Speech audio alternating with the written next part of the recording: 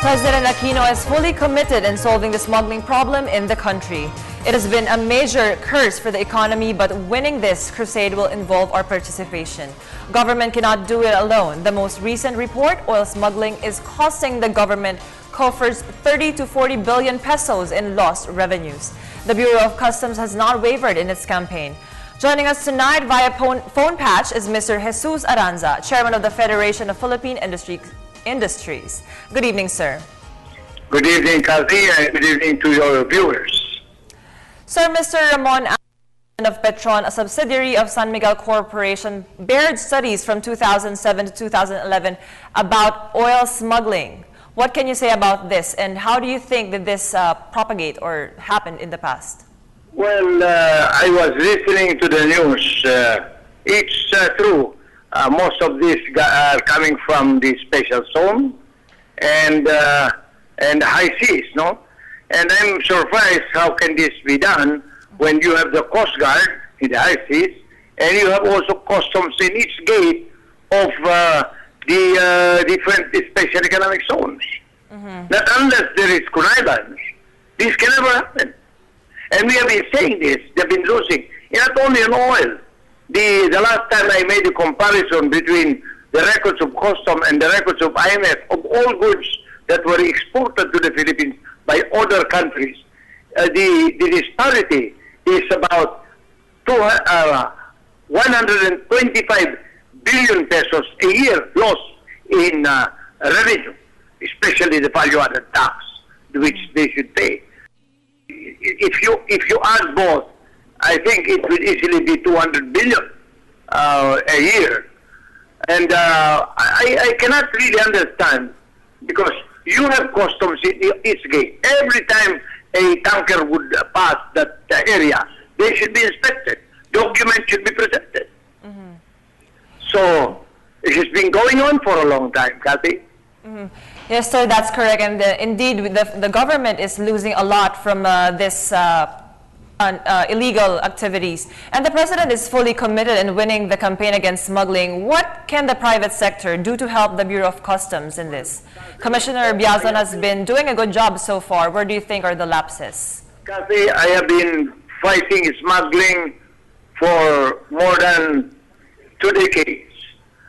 I have been nominated always as a private sector representative in the fight against smuggling. And I have submitted to the government rules, amendments, existing provisions that can be used by customs in running after this smuggling. For instance, I said there is a provision in the Customs and Tariff Code which is allowing a compulsory acquisition. If goods are grossly undervalued entering into the country, it can be, the custom can invoke under Customs and Tariff Code the right to purchase, to buy. That is the compulsory acquisition, and they can buy it at the declared value. But most of the smuggling going on are technical smuggling.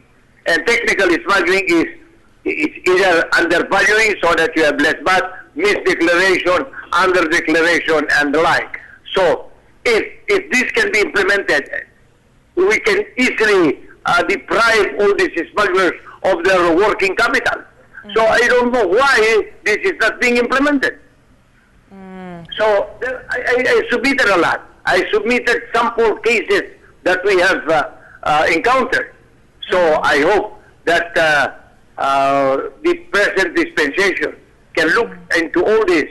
I'm willing to help. We are willing to help. The Federation of Philippine Industries is in the forefront against smuggling because we are the ones affected. We are the manufacturers. The importers of finished products may not be affected, but we are the ones affected because we do manufacture.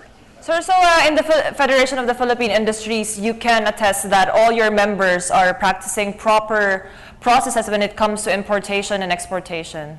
Yes, because our members are not retailers. Our members are all manufacturers. Therefore, most of our imports are raw materials. So, hindi masyado, it's not too much there. Smuggling is not too much. It is in the finished product. Remember the tires, We have 6 tile companies before, now we have only 1. We have textile industry is almost a bankrupt industry. So, do we have to wait for all this to collapse? I know the president is fighting.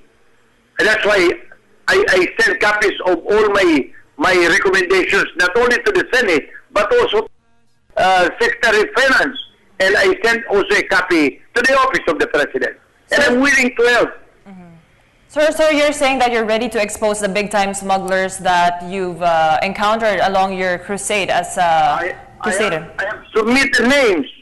And by the way, my point is, if we can change the system, if we can put tight guard on all the systems, then it would be very easy for us to catch all the smugglers. Sir, very briefly, how does smuggling operate, and who are the players in this process? Well, number one, players are known to some customs people. I'm not saying that all customs people. Some customs people are doing it. Some are not. Jason is not, I think. Now, they are known to them. They are influential, and they are rich, because poor people cannot smuggle. They don't even have money to buy for their food. So, these are the 3. And I mean, by their looks, by their smell, I think all people in customs should know that. If they will say that they don't know them, by God, telling the truth. Sir, you said that you have been actively campaigning against smuggling, but are the other members of the Federation of Philippine Industries willing and ready to help remove this illegal practice? We have been working as a group. We attend the hearings in Congress. We submitted proposed anti-smuggling bill amendments to the Customs and Tariff Code. We have done a lot of things. I can be in your program, and I will submit all the things that we have submitted. And it is up for those guys in the know to tell me whether those are workable or not. Sir, a final word from you? Come again, please. Final word regarding this smuggling issue? If we will put a tight guard on the procedure, and we look at the system carefully, and we invoke all provisions that will help, like compulsory acquisition and then voluntary disclosure, then and tight guard in all economic zones, then we will definitely minimize smuggling in this country. Thank you very much, Mr. Jesus Arranza, and also for your efforts in combating smuggling. Once again, Mr. Jesus Arranza, the chairman of the Federation of the Philippine Industries.